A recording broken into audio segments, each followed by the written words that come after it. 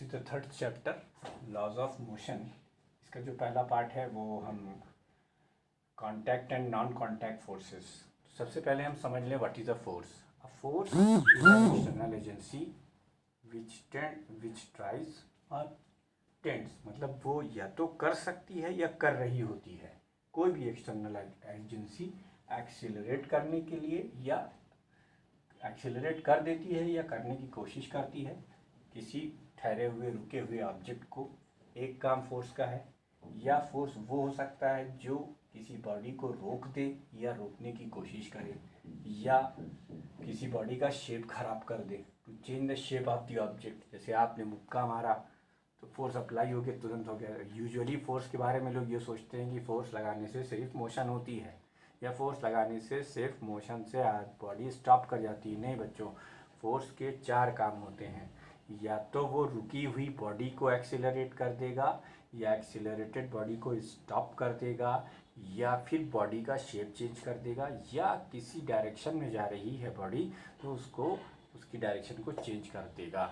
ये 4 काम करने वाले एजेंट का नाम हम फोर्स रखते हैं। अब आपके लेवल पे फोर्स की एक क्लासिफिकेशन है। फोर्स की क्लासिफिकेशन है कि force can be classified as contact and non contact force. ठीक है, the forces which are applied on the bodies by making a physical contact. अब मिसाल के तौर पर जैसे मैंने हाथ में ये एक मार्कर रखा हुआ है, अब ये स्टेशनरी मार्कर है, ठीक है। इसको अगर हम इस डायरेक्शन में ऐसे पुश करें तो ये आगे बढ़ना शुरू हो जाएगा, ठीक है। तो ये फिजिकल कांटेक्ट का फोर्स है, ये फिजिकल कांटेक्ट है। अगर हम कांटेक्ट नहीं देंगे तो फोर्स नहीं लगेगा, ठीक है।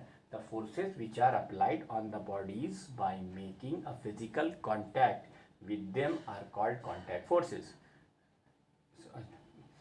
मिसाल के तौर पर पुश या pull, tension on the string, friction, ये सब क्या हैं? या आप रस्सी से किसी चीज़ को खींच रहे हो, पुल कर रहे हो, या आप हाथ के धक्के से किसी चीज़ को पुश कर रहे हो, तो ये सारे फोर्सेस किस में आते हैं, किस कैटेगरी में आते हैं? कांटेक्ट की कैटेगरी में आते हैं। लेकिन ऐसे बहुत सारे फोर्सेस हैं जो नॉन कांटेक्ट फोर्सेस होते हैं। नॉन कांटेक्ट फोर्सेस को समझने का सबसे प्यारा सा एग्जाम्पल अभी आपके लेवल पर मैं क्या दे सकता हूँ। जैसे आपसे कहा जाता है कि हाई टेंशन वायर से दूर रहिए, otherwise you will get fatal shock. आपको एक खतरनाक झटका लग सकता है। क्यों लग सकता है? क्योंकि कि बेटा ये जो नॉन कांटेक्ट फोर्सेस होते हैं ये यूजुअली फील्ड फोर्सेस होते हैं। अब फील्ड फोर्सेस का मतलब क्या कि जैसे ये एक सोर्स है, ये चारों तरफ अपने एक रीजन बनाएगा। उस रीजन के अंदर कोई दूसरा ऑब्जेक्ट या बॉडी आएगी, वो अट्रैक्ट या रिपेल होती है। देखो टच नहीं कराया, लेकिन अगर ये रिपेल हो गई या अट्रैक्ट हो गई तो इसे हम क्या कहेंगे? Non contact force. जैसे आप मैग्नेट लेते हो और कॉइन, तो मैग्नेट से कॉइन स्टिक कर जाता है, ऑब्वियस सी बात है। आप सबने ये एक्सपेरिमेंट तो देखा ही होगा। या फिर आप लाइव वायर को पकड़कर शॉक क्यों फेल करते हो? या लाइव वायर के पास भी मत जाओ, क्योंकि थोड़ी सी दूर से पहले से ही वो अपनी फील्ड क्रिएट किए रहता है। उस फील्ड में जैसे ही आप आओगे आपको वो अट्रैक्ट कर लेगा या रिपेल कर देगा, ठीक है। तो ऐसे फोर्सेस जो बिना किसी कांटेक्ट के एक्टिव होते हैं उन्हें हम नॉन कांटेक्ट फोर्स कहते हैं, और जो कांटेक्ट से एक्टिव होते हैं उन्हें हम कांटेक्ट फोर्सेस कहते हैं। Now we will describe what are the types of the contact and non contact force। तो वीडियो को पॉज कर इसे नोट कर लीजिए, ठीक है। ये बहुत ही इंटरेस्टिंग चैप्टर है, ठीक है, इसे नोट कीजिए।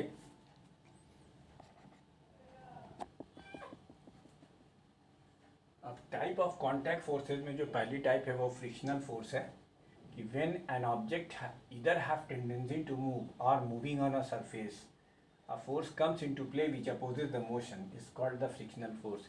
या तो ऑब्जेक्ट की स्लाइडिंग टेंडेंसी हो, खिसकना चाहता हो या खिसक रहा हो, तो जिस डायरेक्शन में ऑब्जेक्ट की मोशन होने वाली होगी या हो रही होगी उसके ठीक अपोजिट में एक फोर्स आ जाएगा, उस फोर्स को हम फ्रिक्शनल फोर्स कहते हैं। फ्रिक्शनल फोर्स का काम रिलेटिव मोशन को रोकना होता है, ना कि मोशन को।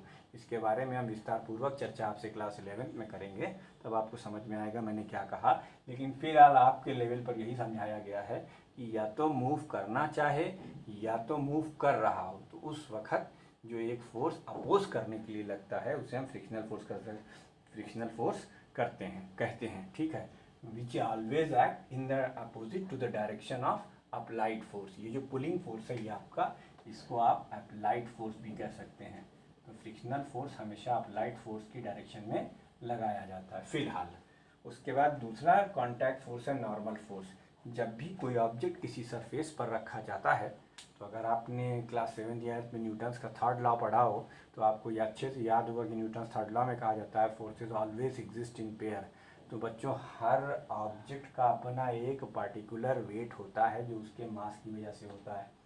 तो ऑब्जेक्ट का जो वेट है वो नीचे काम करेगा, और तो फोर्सेज पेयर में एग्जिस्ट करते हैं। इसी तरीके से ये जो सरफेस है ये इसके ऊपर अपवर्ड डायरेक्शन में फोर्स लगाएगा, जिसे हम नॉर्मल कहते हैं। अच्छा, नॉर्मल के बारे में खासियत ये है, जैसे इसको समझने के लिए और ऐसे भी लिख सकते हैं कि mg नीचे काम करता है और नॉर्मल हमेशा ऊपर।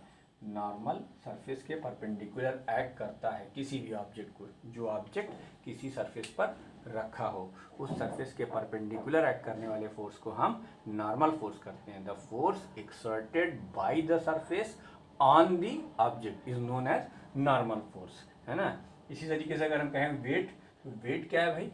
Wait is the force exerted by the object on the surface. जैसे आपने सर पे एक भारी सा बक्सा रख लीजिए, तो बक्से का वेट कहाँ महसूस करेंगे आप? सर के ऊपर महसूस करेंगे, ठीक है। तो वेट तो नीचे लगा, तो जो आप महसूस कर रहे हैं, तो सर, आपका सर भी जो है बक्से पर एक फोर्स अपवर्ड डायरेक्शन में लगाएगा, जिसे हम नॉर्मल फोर्स कहेंगे। ठीक है, वीडियो को पॉज करके इसको भी नोट कर लीजिए, फिर आगे बढ़ते हैं।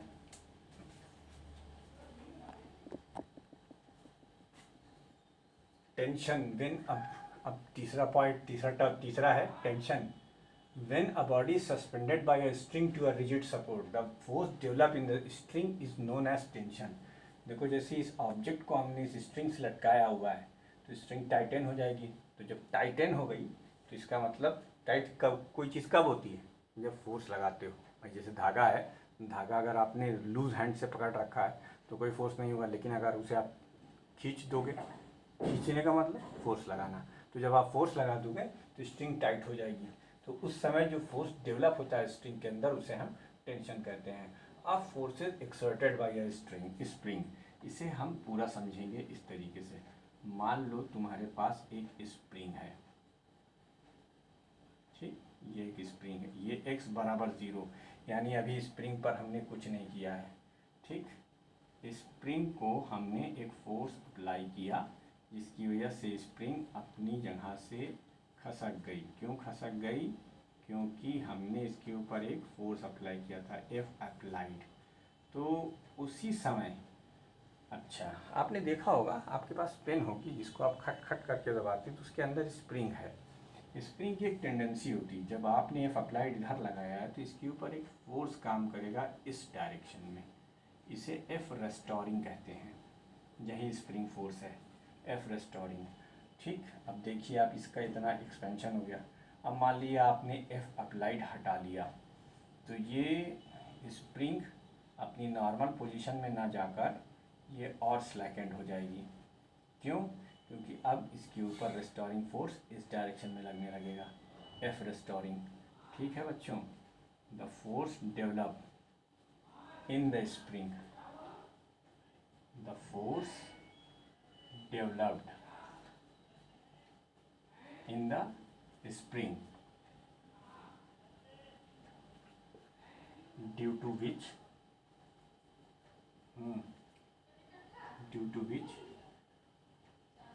spring tries to regain its original shape.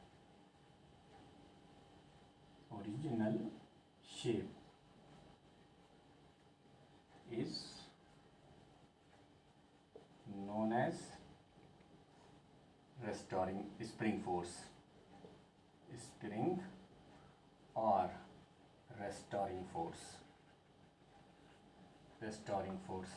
ये restoring force directly proportional to displacement होता है। जैसे पहले केस में ये आपका डिस्प्लेसमेंट है, फिर अगर स्प्रिंग आइडियल है तो इतना ही डिस्प्लेसमेंट इधर भी होगा।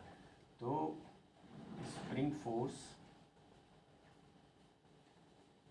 डायरेक्टली प्रोपोर्शनल टू डिस्प्लेसमेंट, ठीक। जब आप 11th में होंगे, फिज़िक्स आप इलेक्ट करेंगे, तो हम आपको इसके बारे में बहुत सारी बातें बताएंगे, लेकिन जितना आपकी किताब में है उतना मैंने आपको बता दिया। ठीक है बेटा, ये स्प्रिंग फोर्स हो गया। अब उसके बाद वीडियो को पॉज करके इसे भी नोट कर लीजिए।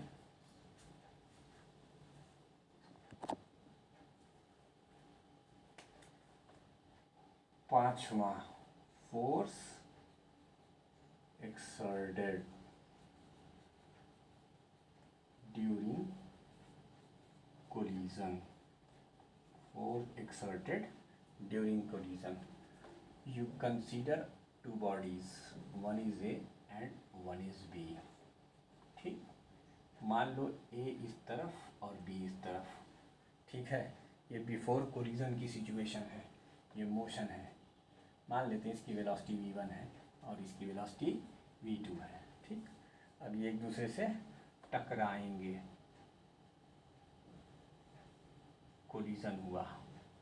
ठीक, तो बेटा ये इसको इधर ढकेलेगा और ये इसको इधर ढकेलेगा, यानी यहाँ दो फोर्स काम करेंगे। ये कॉन्टैक्ट फोर्स हो गया, ये है force exerted by, force exerted on B by A. इसी तरीके से एक फोर्स यहाँ काम करेगा, ये force exerted by A on B होगा, तो ये भी एक्सर्टेड फोर्स है।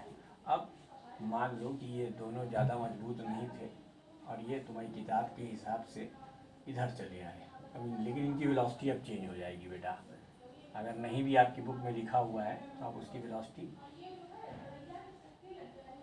v1 dash v2 dash. ठीक है, तो ये क्या कहलाता है, ये force exerted during the collision. तो इसकी डेफिनेशन क्या बनेगी, force exerted during the collision is known as colliding force. ये कोलाइडिंग फोर्स कहलाते हैं। ठीक, तो ये 5 टाइप हो गई कॉन्टैक्ट फोर्सेस की। वीडियो को पॉज करके इसको भी बना लिया, एक बार फिर से समझ लो। ये दोनों बॉडी एक दूसरे की तरफ आ रही थी, ये बिफोर कोलिजन की सिचुएशन है, बिफोर कोलिजन। ये ड्यूरिंग कोलिजन। ये चैप्टर बहुत आसान है क्योंकि थ्योरेटिकल पार्ट ज़्यादा है। During collision and after collision. इसमें न्यूमेरिकल के लिए आपको सिर्फ 2 फार्मूले की ज़रूरत, 3 फार्मूले लगने हैं पूरे चैप्टर में। तो ये इसको भी वीडियो को पॉज करके नोट कर लो।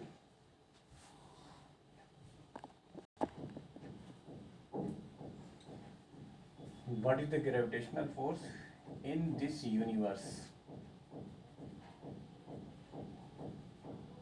Each particle attracted by every other particle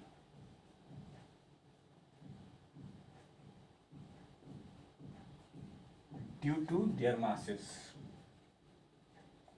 Due to their masses is known as gravitational force. Is known as gravitational force.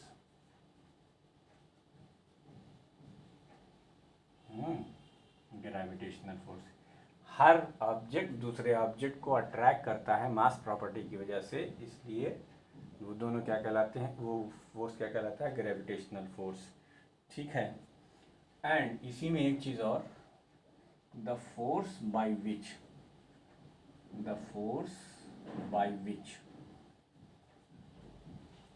Earth attracted everybody towards its center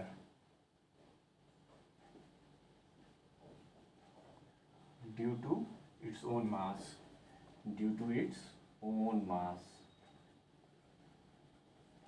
is known as force of gravity। तो बच्चों gravitational force of gravity कब बन जाता है, जब आपकी एक body necessarily अर्थ हो जाए, वरना और हर दूसरी दो बॉडीज़ के बीच में ये जो फोर्स मास की वजह से लगता है इसे हम फोर्स ऑफ ग्रेविटेशन कहते हैं। ठीक है, इसके लिए हमें टच कराने की ज़रूरत नहीं। भाई जाहिर सी बात है, आप छलांग लगाते हो कहाँ जाते हो? सीधे नीचे। क्यों? क्योंकि अर्थ अट्रैक्ट करती है अपनी तरफ।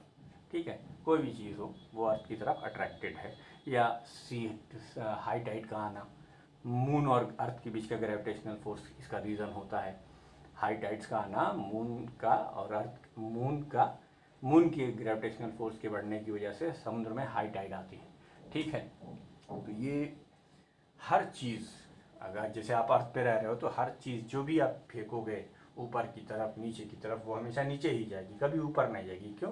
क्योंकि every body is attracted by the earth due to its own mass, that is known as force of gravity. इसके एग्जाम्पल बुक से पढ़ लेना। उसी तरीके से दूसरा है इलेक्ट्रोस्टैटिक फोर्स। ये पूरा थ्योरेटिकल टॉपिक है, इलेक्ट्रोस्टैटिक फोर्स। ठीक, ये सब एग्जाम में हो सकता है आपसे पूछ दें। The force existed between the two objects due to their charges। ये भी मास की तरह एक प्रॉपर्टी होती है ऑब्जेक्ट की। इसके बारे में हम बात करेंगे, लेकिन सेकंड लास्ट चैप्टर है इसका, तो हम आपको चार्ज के बारे में बहुत अच्छे से समझाएंगे। फिलहाल आप याद कर लीजिए, the forces existed by the two objects due to their charges is known as electrostatic force, is known as electrostatic force, electrostatic force. Number 3, magnetic force. ठीक है, magnetic force.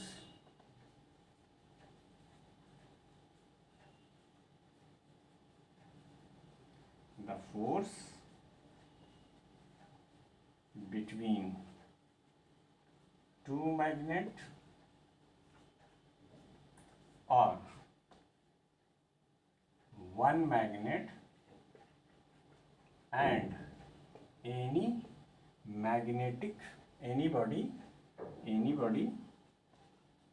having magnetic property। मतलब वो magnet तो नहीं है लेकिन उसके पास magnetic property है, तो अट्रैक्ट करेगा, तो यह रिपेल करेगा। The force between the two magnet or one magnet and any body having the magnetic property is known as magnetic force. Having the magnetic property. हर बॉडी को नहीं अट्रैक्ट करता मैग्नेट। लकड़ी को अट्रैक्ट करता है? नहीं करता। प्लास्टिक को अट्रैक्ट करता है मैग्नेट? नहीं करता है। क्यों नहीं करता भाई? क्योंकि उसके पास मैग्नेटिक प्रॉपर्टी नहीं है। लेकिन लोहे को ले जाओगे अट्रैक्ट करेगा, कॉपर को ले जाओगे अट्रैक्ट करेगा, फेरिक को ले जाओ, सॉरी क्या बोलते हैं, सिल्वर को ले जाओगे अट्रैक्ट करेगा, गोल्ड को ले जाओगे अट्रैक्ट करेगा। तो इसका मतलब क्या हुआ कि मेटल के पास मैग्नेटिक प्रॉपर्टी है जिसकी वजह से वो किसी मैग्नेट से अट्रैक्ट होते हैं। लेकिन वुड, आपका अंबर, रब या वैक्स या ऐसी कोई चीज़ जैसे कपड़ा है, कपड़े को मैग्नेट अट्रैक्ट नहीं करता। क्योंकि उनके पास मैग्नेटिक प्रॉपर्टीज़ नहीं होती। तो जिन लोगों के पास मैग्नेटिक प्रॉपर्टी होती है वो किसी मैग्नेट से अट्रैक्ट होते हैं, और दो मैग्नेट एक दूसरे को अट्रैक्ट भी करते हैं और रिपेल भी करते हैं। और इस फोर्स का नाम क्या है? Magnetic force. The force between the two magnet or one magnet and any body having the magnetic property. कुछ चीज़ें हमने आपसे किताब से हटकर भी दिखाई हैं, लेकिन मकसद समझाना और बताना है और अच्छे से बताना है। I don't concern your book. Okay, तो ये चीज़ याद रखिएगा। कोई ज़रूरी नहीं है कि मेरी लिखी हुई चीज़ें आपको किताब में अब मिल ही जाएँ। हमने पहले चैप्टर में आपकी किताब को खूब कायदे से फॉलो किया, सेकंड चैप्टर से हम आपकी किताब से हट गए। आपने देखा मैंने बहुत सारी चीज़ें अपने से पढ़ाई, और अब बिल्कुल हटते चले जाएंगे, क्योंकि मुझे आपको समझाना है, ना कि किताबें रटवानी है। कम में ज़्यादा समझो। The magnetic property is known as magnetic force. Example इसके बुक से पढ़ लीजिएगा, और कोई बात नहीं समझ में आएगी तो इसके नीचे की वीडियो के कमेंट में मुझे बताने की कोशिश करिएगा। ये चैप्टर यहाँ पे वाइंड अप होता है। Chapter 3A is wind up now.